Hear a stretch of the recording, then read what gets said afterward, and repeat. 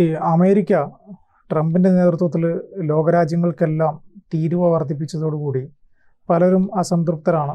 പലരും അമേരിക്കയിലേക്കുള്ള ഇറക്കുമതിയും കയറ്റുമതിയും ഒക്കെ ഏത് രീതിയിലാകും ഇനി എന്നതിനെക്കുറിച്ചുള്ള പ്രതിസന്ധിയിലാണ്. ആ ഒരു ചിന്തയിലാണ് എല്ലാ രാജ്യങ്ങളും. അതേസമയം ഇന്ത്യക്കും ഏകദേശം 50% തീരുവ വർദ്ധിപ്പിച്ചിട്ടുണ്ട്.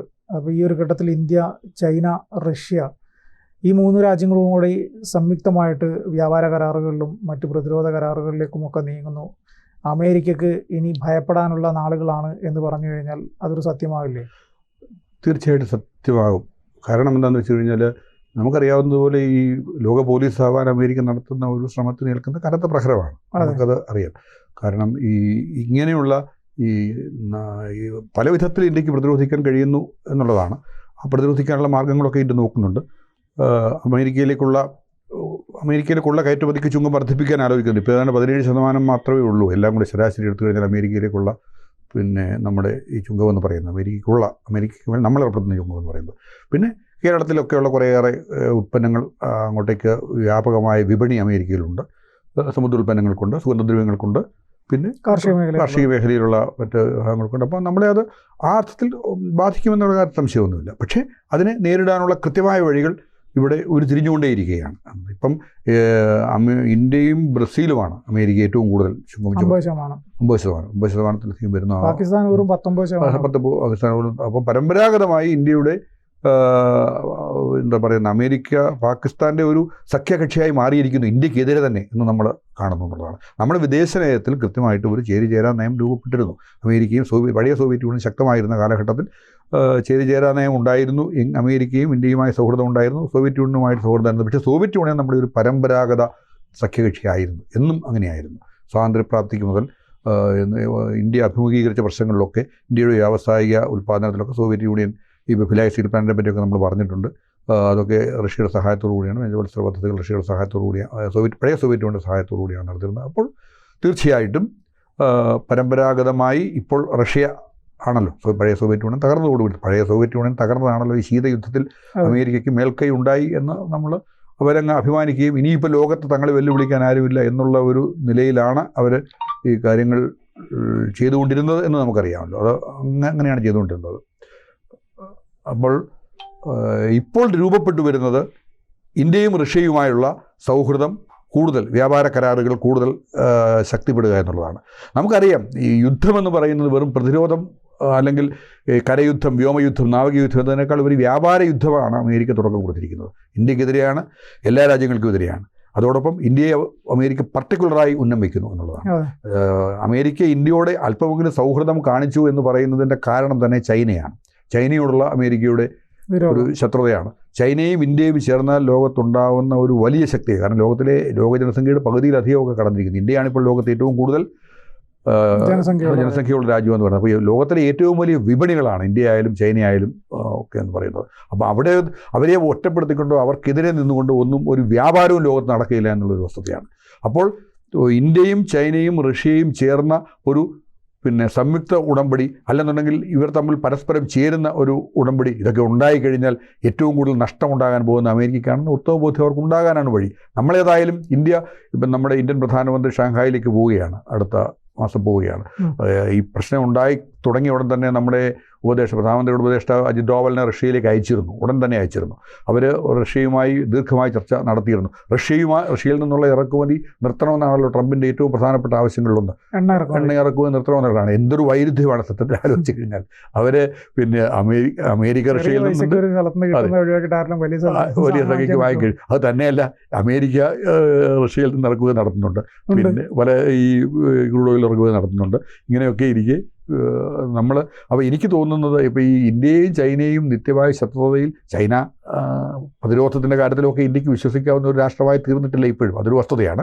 പക്ഷേ അത് അതിർത്തി തർക്കം എന്ന് പറയുന്നത് ഉടൻ പരിഹരിക്കാൻ കഴിയുന്ന കാര്യമില്ല. പക്ഷേ അതവിടെ നിൽക്കെ തന്നെയും ഇന്ത്യക്കും ചൈനയ്ക്കും കണ്ടെത്താവുന്ന വ്യാപാര മേഖലയിൽ യോജിക്കാൻ കഴിയുന്ന ഒത്തിരി കാര്യങ്ങളുണ്ട്. വ്യാപാരത്തിൻ്റെ കാര്യത്തിലാണെങ്കിൽ, കാരണം ഇലക്ട്രോണിക് ഉൽപ്പന്നങ്ങളുടെ കാര്യത്തിലാണെങ്കിൽ ഒരുപാട് മേഖലകളിൽ അവർക്ക് അത് തന്നെ അപ്പോൾ ഇന്ത്യ, റഷ്യ, ചൈന ഇങ്ങനെ രൂപപ്പെട്ടു വരുന്ന ഒരു വ്യാപാര ഉടമ്പടികളെ അല്ലെങ്കിൽ അങ്ങനെ രൂപപ്പെട്ടു വരുന്ന ഒരു സഖ്യത്തെ അതിനെ നേരിടാൻ പ്രാപ്തിയുള്ള ഒരു സംവിധാനവും ലോകത്തില്ല എന്നുള്ളതാണ് സത്യം. അങ്ങനെ ഇത്ര ഒരു സംവിധാനം രൂപപ്പെട്ടു വരുമ്പോൾ അമേരിക്കയൊക്കെ വിറയ്ക്കും അമേരിക്കയൊക്കെ. കാരണം എന്താണെന്ന് വെച്ച് കഴിഞ്ഞാൽ അമേരിക്കയ്ക്ക് പറ്റത്തില്ല. പിന്നെ ട്രംപ് ഈ കാണിച്ചുകൊണ്ടിരിക്കുന്നത് ഒരു അക്ഷരാർത്ഥത്തിൽ പറഞ്ഞാൽ ഒരു തലയ്ക്ക് വെളിവില്ലാത്ത രീതിയിലാണ് ഈ ട്രംപ് ഇങ്ങനെ പെരുമാറിക്കൊണ്ടേയിരിക്കുന്നത്. കാരണം അത് എല്ലാ രാജ്യങ്ങളോടും ഉണ്ട്, പക്ഷേ പർട്ടിക്കുലറായി തിരഞ്ഞെടുത്തിരിക്കുന്നു എന്നുള്ളതാണ്. അത് ഇന്ത്യ പാകിസ്ഥാൻ ഈ ലോക സമാധാനത്തിൻ്റെ ഒരു ദൂതനായിട്ട് അദ്ദേഹം അവതരിക്കുകയാണ്. ഇപ്പം ഇസ്രായേലും കംബോഡിയയും പാകിസ്ഥാനും ഈ 3 രാജ്യങ്ങൾ ട്രംപിന് ലോക സമാധാനത്തിലുള്ള നോബൽ സമ്മാനം നൽകണമെന്ന് ആവശ്യപ്പെട്ടിട്ടുണ്ട്. ഈ 3 രാജ്യങ്ങളാണ് ഇപ്പോൾ ആവശ്യപ്പെട്ടിരിക്കുന്നത്. അപ്പോൾ അദ്ദേഹം ഒരു നോബൽ സമ്മാനം പ്രതീക്ഷിക്കുക. കാരണം ഒബാമയ്ക്ക് നോബൽ സമ്മാനം കിട്ടിയിരുന്നല്ലോ, ഈ സമാധാനത്തിലുള്ള നോബൽ സമ്മാനം കിട്ടിയിട്ടുണ്ട്. അപ്പോൾ തനിക്കും അത് കിട്ടിയേ മതിയാവും എന്നുള്ളതാണ്.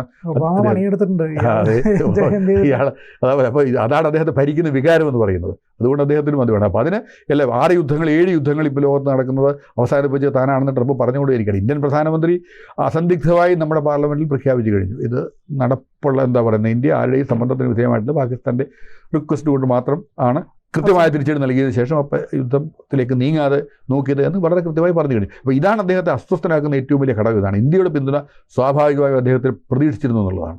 ഈ ഇക്കാര്യത്തിൽ ഇന്ത്യയുടെയും ഒരു പിന്തുണ അദ്ദേഹത്തിന് ലഭിക്കും എന്നുള്ളൊരു തോന്നലാണ് അദ്ദേഹത്തിന് ഉണ്ടായിരുന്നത്.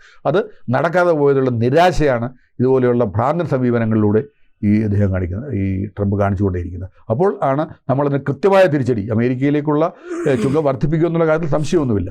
അത് പിന്നെ സ്വദേശി ഉൽപ്പന്നങ്ങൾ ഇവിടെ ആഭ്യന്തര വ്യാപാരം എന്ന് പറയുന്നത് വർദ്ധിപ്പിക്കാനുള്ള ഏതൊരു പ്രതിസന്ധി ഒരു അവസരമാണല്ലോ. അങ്ങനെയാണല്ലോ ലോകത്ത് സമ്പദ് വ്യവസ്ഥകൾ രക്ഷപ്പെട്ടിരിക്കുന്നത്. അങ്ങനെയാണ് ലോകരാഷ്ട്രങ്ങൾ പലതും ചെറിയ രാജ്യങ്ങൾ പലതും രക്ഷപ്പെട്ടിരിക്കുന്നത്. അങ്ങനെയാണ്. അപ്പോൾ ആഭ്യന്തര വിപണി ശക്തമാക്കാനുള്ള എല്ലാ സാഹചര്യങ്ങളും ഇന്ത്യക്കുണ്ട്. പിന്നെ ചൈനയെപ്പോലെ റഷ്യയെപ്പോലെയുള്ള രാജ്യങ്ങളുമായുള്ള സഹകരണം. റഷ്യ എന്ന് പറയുന്നത് ഈ ഇന്ത്യയുമായിട്ട് പല വിധത്തിലുള്ള വ്യാപാര ഉടമ്പടിയും പ്രതിരോധ ഉടമ്പടിയും അടക്കമുള്ള ഒരുപാട് ഉടമ്പടികൾ റഷ്യയുമായിട്ട് ഇപ്പോൾ തന്നെ നിലവിലുണ്ട്. ഇത് കൂടുതൽ ശക്തിപ്പെടുത്തുകയും അതോടൊപ്പം ചൈനയുമായി അടുക്കാനുള്ള ഒരു പുതിയ വാതിലാണ് തുറന്നിരിക്കുന്നത്. ചൈനയ്ക്കും ഇത് വലിയ പരിധിവരെ ആവശ്യമാണ്. കാരണം ചൈനയ്ക്കെതിരെ അവർ ചുമത്തിയ ചുങ്കം എന്ന് പറയുന്നത് അതിനെ ഇരട്ടി ചുങ്കം തിരിച്ചടിച്ചുകൊണ്ട് ചൈന അതിനോട് പ്രതികരിച്ചു. അത് ചൈനയുടെ സത്യത്തിൽ വളരെ ധൈര്യപൂർവ്വമുള്ള ഒരു തീരുമാനമായിരുന്നു. വളരെ ധൈര്യപൂർവ്വമുള്ള കാരണം കൃത്യമായ അടിയാണ് അമേരിക്ക കൊടുത്തത്. അത്രയും അമേരിക്ക പ്രതീക്ഷിച്ചിരുന്നത്. പക്ഷെ പ്രതീക്ഷിക്കാതെ ഒന്നും ആയിരിക്കില്ല. അവർ നോക്കുകയാണ് എവിടെ അടിച്ചാലാണ് കാര്യങ്ങൾ ഏക്കുന്നതെന്ന് നോക്കുകയാണ് അമേരിക്ക എന്ന് പറയുന്നത്. എവിടെ അടിച്ചാലാണ് കാര്യങ്ങൾ ഏക്കുക, തങ്ങൾക്ക് അനുകൂലമായ വിധത്തിൽ ഈ കാര്യങ്ങൾ മുഴുവൻ രൂപപ്പെട്ടു വരിക എന്നുള്ളതാണ് അവിടെ അമേരിക്കയുടെ ഒരു ചിന്ത. അതിൻ്റെ ഈ ചൈനയെ ഒതുക്കാൻ വേണ്ടിയാണല്ലോ പാകിസ്ഥാനുമായിട്ട് ഇവർ കൂട്ടുകൂടുന്നത്.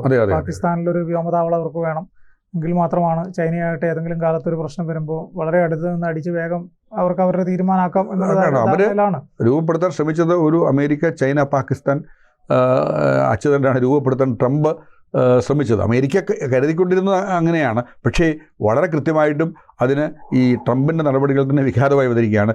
എനിക്ക് തോന്നുന്നത് തീർച്ചയായിട്ടും ചൈന ഇന്ത്യയോടുള്ള സമീപനത്തിൽ തന്നെ മാറ്റം വരുത്തിയേക്കും എന്നാണ് തോന്നുന്നത്. കാരണം 2 കാരണങ്ങളാണ്. ഒന്ന്, ഈ ചൈനീസ് ഭരണകൂടം വളരെ ഇത്തരം കാര്യങ്ങളിൽ അവരെ സംബന്ധിച്ചിടത്തോളം അവർ ഒരു വ്യാപാര രംഗത്ത് അല്ലെങ്കിൽ ഒരു വികസന രംഗത്ത് എന്ന് പറയുന്നത് അവരുടെ ഒരു കുതിപ്പെന്ന് പറയുന്നത് അതിന് സഹായകരമായ വിധത്തിൽ ഏത് രാജ്യവുമായി യോജിച്ച് പോകുന്നതിന് അവർക്ക് ചൈനയുടെ വലിയൊരു മാർക്കറ്റുകളിൽ ഒന്ന് ഇന്ത്യ തന്നെയാണ് ഉപയോഗിക്കുന്ന എത്രയോ സാധനങ്ങൾ ചൈനീസ് ഉൽപ്പന്നങ്ങളുടെ ഏറ്റവും വലിയ വിപണികളിലൊന്നാണ് ഇന്ത്യ എന്ന് പറയുന്നത്. നമ്മുടെ നാട്ടുപുറങ്ങളിൽ പോലും ഒരിക്കലും അവരത് കളയാൻ തോന്നുന്നു. നമുക്കറിയരുത് നമ്മുടെ നാട്ടുപുറങ്ങളിൽ തന്നെ ചൈനീസ് എന്തെല്ലാം സാധനങ്ങളാണ് ചൈനയിൽ നിന്ന് വരുന്നത്.